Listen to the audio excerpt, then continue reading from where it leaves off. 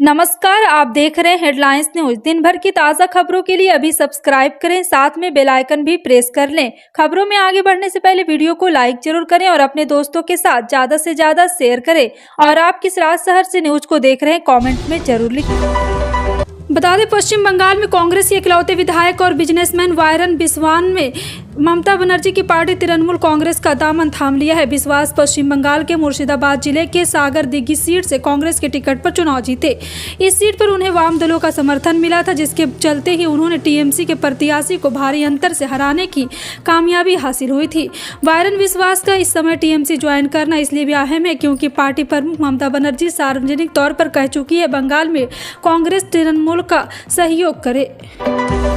कांग्रेस अध्यक्ष मल्लिकार्जुन खड़गे ने मध्य प्रदेश के पार्टी नेताओं के साथ दिल्ली में बैठक की। इस बैठक में राहुल गांधी और मध्य प्रदेश कांग्रेस के प्रदेश अध्यक्ष कमलनाथ, दिग्विजय सिंह समेत अन्य नेता भी मौजूद रहे। बैठक में आगामी एमपी चुनाव पर चर्चा हुई। बैठक के बाद राहुल गांधी ने दावा किया कि हम कर्नाटक की तरह एमपी में रिपीट करेंगे और राज्य में 150 सीटें जीतेंगे। राहुल के दावे पर एमपी के सीएम शिवराज सिंह चौहान ने पलटवार करते हुए कहा है कि ख्याली पुलाव पकाते रहिए। दरअसल राहुल गांधी ने कहा, हमारी बैठक में लंबी चर्चा चली। हमारा आंतरिक आकलन है कि हमें नेटवर्क में 136 सीटें मिली हैं।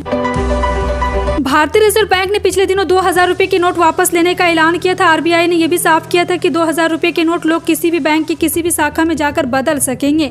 नोट बदलने के लिए किसी भी तरह का कोई दस्तावेज नहीं देना होगा, कोई फॉर्म नहीं भरना होगा। बिना किसी पहचान पत्र को 2000 रुपए के नोट के बदलने के आदेश को भारतीय जनता पार्टी के नेता और अधिवक्ता अश्विनी उपाध्याय ने दिल्ली हाईकोर्ट में चुनौती दी थी। दिल्ली हाईकोर्ट ने अश्विनी उपाध्याय की याचिका पर फैसला सुना दिया। दिल्ली हाईकोर्ट ने अश्विनी उपाध्याय की याचिका खारिज कर दी है। पश्चिम बंगाल की मुख्यमंत्री ममता बनर्जी नई संसद के उद्घाटन को लेकर पीएम मोदी पर तंज कसा। टीएमसी चीफ ने सोमवार को ट्वीट कर फोटो शेयर की है और इसमें एक फोटो में देश के पहले प्रधानमंत्री जवाहरलाल नेहरू और अपने कैबिनेट के साथ है, जिस पर लिखा है आज़ादी के बाद, और दूसरी फोटो संसद के नए भवन के उद्घाटन की। इसमें पीएम मोदी अधिनियम और केंद्रीय मंत्रियों के साथ खड़े इस फोटो पर और अब लिखा है। राज्यसभा के सदस्य कपिल सिब्बल नए संसद भवन के उद्घाटन के मौके पर प्रधानमंत्री नरेंद्र मोदी की टिप्पणी को लेकर सोमवार को उन पर कटाक्ष किया और उन्होंने कहा है कि ईंट और गारा नहीं बल्कि 1.4 अरब लोगों के सोच व आकांक्षाओं के साथ स्वतंत्रता का विचार नए भारत का निर्माण कर सकता है। पीएम मोदी ने रविवार को नए संसद भवन के उद्घाटन को देश के विकास पर यात्रा के एक अमर क्षण बताते हुए दावा किया कि यह एक आत्मनिर्भर और विकसित भारत की सुबह को चिन्हित करेगा, जिससे अन्य देशों में विकास को प्रेरणा मिलेगी। भारतीय जनता पार्टी के नेता कपिल मिश्रा ने देश की राजधानी दिल्ली में एक नाबालिग हिंदू लड़की की निर्मम हत्या के बाद बड़ा बयान दिया है। इस घटना को लेकर उन्होंने कहा, ताज्जुब और डराने वाली बात यह है कि इस तरह की वारदात को राजधानी में बेखौफ होकर अंजाम दिया जा रहा है।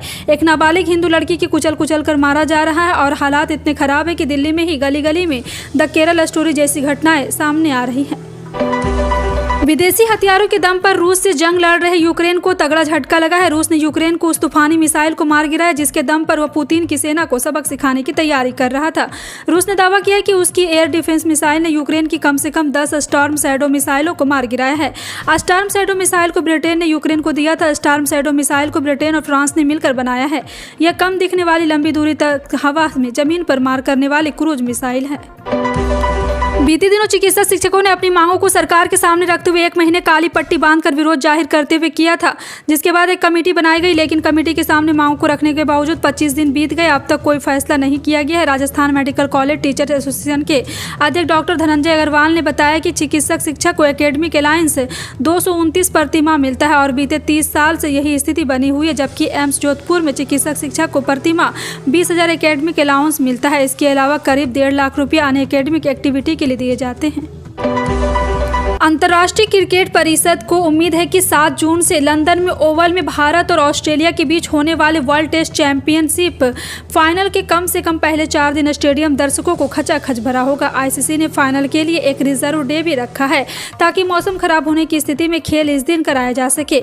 आईसीसी के क्रिकेट महाप्रबंधक वसीम खान ने चुनिंदा मीडिया कर्मियों से बातचीत के दौरान कहा कि हम स्थानीय आयोजित समिति के साथ मिलकर काम कर रहे हैं ताकि सुनिश्चित हो सके कि हम दर्शकों के साथ कितना जुड़ पा रहे हैं। केंद्रीय मंत्री अनुराग ठाकुर ने सोमवार को कहा कि नरेंद्र मोदी सरकार 2024 के लोकसभा चुनाव में 300 से अधिक सीटें जीतकर सत्ता बरकरार रखेगी, क्योंकि वह लोगों के सशक्तिकरण में विश्वास करती है, न कि तुष्टीकरण में। मोदी शासन के 9 साल पूरे होने के अवसर पर मीडिया को संबोधित करते हुए अनुराग ठाकुर ने कहा कि हमारी सरकार सशक्तिकरण में विश्वास करती है, न कि तुष्टीकरण में। यही कारण है हमने आर्थिक रूप से कमजोर वर्गों को 10% आरक्षण दिया है। जहाँ हम लोगों की सेवा करने में विश्वास करते हैं, वहीं कुछ राजनीति में शामिल होने में विश्वास करते हैं। भारतीय अंतरिक्ष अनुसंधान संगठन यानी कि इसरो ने सोमवार को भू स्थिर उपग्रह प्रक्षेपण यानी के जरिए एक नौवहन उपग्रह को लॉन्च किया है। इसके लॉन्च के बाद इसरो की ओर से कहा गया है कि GSLV F-12 ने नेविगेशन उपग्रह NVS-1 को सफलतापूर्वक इच्छित कक्षा में स्थापित कर दिया। इसरो ने श्रीहरिकोटा स्थित सतीश धवन स्पेस सेंटर से सुबह 10:42 पर 51.7 मीटर ऊंचे रॉकेट से NVS-1 लॉन्च किया है। यह मिशन इसरो के इस साल का तीसरा सफल मिशन साबित हुआ है। यह सैटेलाइट किसी भी स्थान की सबसे सटीक रियल टाइम पोजीशन बताएगा। राष्ट्रपति भवन द्वारा जारी बयान में कहा गया कि सतर्कता आयुक्त प्रवीण कुमार श्रीवास्तव को सोमवार को राष्ट्रपति द्रौपदी मुर्मू ने केंद्रीय सतर्कता आयुक्त के रूप में शपथ दिलाई है। प्रोबेटिव वॉचडॉग के प्रमुख के रूप में सुरेश चैन पटेल को कार्यकाल पूरा होने के बाद श्रीवास्तव पिछले साल दिसंबर से केंद्रीय सतर्कता आयुक्त के रूप में काम कर रहे थे। एक आधिकारिक बयान में कहा गया कि आज सुबह 10:30 बजे राष्ट्रपति भवन में आयोजित समारोह में प्रवीण कुमार श्रीवास्तव ने केंद्रीय सतर्कता आयुक्त के रूप में शपथ ली।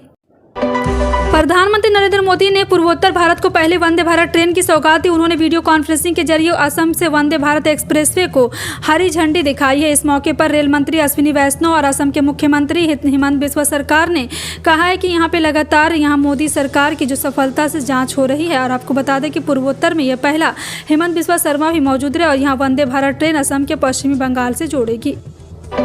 दिल्ली के जंतर मंतर पर प्रदर्शन कर रहे पहलवानों और दिल्ली पुलिस के बीच खींचातान बढ़ती जा रही। सोमवार को पुलिस ने पहलवानों के प्रदर्शन के लिए लगाए गए टेंट उखाड़ कर फेंक दिए। पुलिस ने कहा है कि उन्हें अब कहीं पर भी प्रदर्शन की इजाजत नहीं होगी। रविवार को जब पहलवानों को हिरासत में लिया गया तो बजरंग पुनिया ने कहा है कि हमें गोली मार दो। उनके इस बयान पर एक पूर्व IPS अफसर डॉक्टर NC आस्थाना ने कहा है कि जरूरत हुई तो गोली भी मार देंगे। अब बजरंग पुनिया ने पूर्व IPS अफसर को जवाब दिया। पुनिया ने कहा, हम तैयार है, अब हम गोली खाने आए हैं यहाँ। कर्नाटक में मिली शानदार जीत से कांग्रेस के हौसले बुलंद है। यही वजह है कि अब कांग्रेस पार्टी आगामी चुनाव को लेकर जोश में दिखाई दे रही है। पार्टी ने मध्य प्रदेश की विधानसभा चुनाव में तैयारियां भी शुरू कर दी है। राहुल गांधी ने कहा, कांग्रेस मध्य प्रदेश में 150 सीटें जीतने जा रही। वहीं कर्नाटक के मुख्यमंत्री के चेहरे को लेकर पार्टी सूत्रों ने बड़ा दावा किया। सूत्रों के हवाले से खबर है कि सभी नेताओं को कमलनाथ के नाम पर सहमति जताई है। सभी ने आम राय से कहा है कि कमलनाथ उनके नेता हैं। प्रधानमंत्री नरेंद्र मोदी के कार्यकाल के 9 साल पूरे हो चुके। इसको लेकर वित्त मंत्री निर्मला सीतारमण ने एक प्रेस कॉन्फ्रेंस रखी। इस दौरान वित्त मंत्री ने कहा कि सरकार ने पिछले 9 साल में अलग अलग क्षेत्रों में कई बड़ी उपलब्धियां हासिल की। उन्होंने कहा कि सरकार ने कोरोना महामारी का डटकर सामना किया और 220 करोड़ वैक्सीन के डोज मुफ्त दिए हैं। वित्त मंत्री ने कहा कि देश के गरीबों के लिए योजनाएं लाई गई, जिसके तहत 3.5 करोड़ पक्के मकान और 11.72 करोड़ शौचालय बने। वहीं 12 करोड़ लोगों तक पानी पीने पहुँचाया गया है। इसके अलावा 9.6 करोड़ तक फ्री घरेलू गैस कनेक्शन और कोविड महामारी में करोड़ों तक मुफ्त राशन दिया गया है। केंद्र की नरेंद्र मोदी सरकार में नागरिक उड्डयन मंत्री ज्योतिरादित्य सिंधिया ने कहा कि पिछले 68 साल में देश में 74 एयरपोर्ट स्थापित हुए थे, लेकिन पिछले 9 साल में हमने 74 अतिरिक्त एयरपोर्ट स्थापित किए, जिसमें एयरपोर्ट, हेलीपोर्ट आदि शामिल है। सिंधिया ने कहा कि हमने नंबर को डबल कर दिया है और 74 से 148 हो गया। केंद्रीय मंत्री ने कहा, हमारा टारगेट है अगले 3 से 4 साल में यह एयरपोर्ट की संख्या को 200 तक पहुँचाने की कोशिश करें। चीन की कम्युनिस्ट सरकार पहली बार किसी आम एस्ट्रोनॉट को स्पेस में भेजने की तैयारी कर रही है। इससे पहले चीन की तरफ से सिर्फ सेना के एस्ट्रोनॉट अंतरिक्ष में गए हैं। चीन अपना मिशन कल यानी कि मंगलवार सुबह 9:30 बजे जी उगन में सैटेलाइट सेंटर में लॉन्च करेगा। चीन के स्पेस एजेंसी ने सोमवार को इसकी जानकारी दी। बताया कि इस मिशन पर जाने के लिए बीजिंग की यूनिवर्सिटी ऑफ एरोनॉटिक्स और एस्ट्रोनॉटिक्स प्रोफेसर गुई को चुना गया है। मध्य प्रदेश में महिलाओं के खाते में 10 जून से लाडली बहना योजना का पैसा आना शुरू हो जाएगा। वहीं सीएम शिवराज सिंह चौहान ने नवविवाहित महिलाओं को भी लाडली लक्ष्मी योजना का लाभ देने की बात कही। इसके लिए जल्द योजना का पोर्टल फिर से खोला जाएगा। सीएम शिवराज ने यह बात झाबुआ में आयोजित विवाह सम्मेलन में वर्चुअली जुड़कर कही है। सीएम शिवराज ने कहा कि नवविवाहित बेटियों की भी मुख्यमंत्री लाडली बहना योजना में पात्रता अनुसार लाभान्वित करने आवश्यक कार्रवाई की जाएगी। इसके लिए संबंधित अधिकारी को आवश्यक निर्देश दिए जा रहे हैं।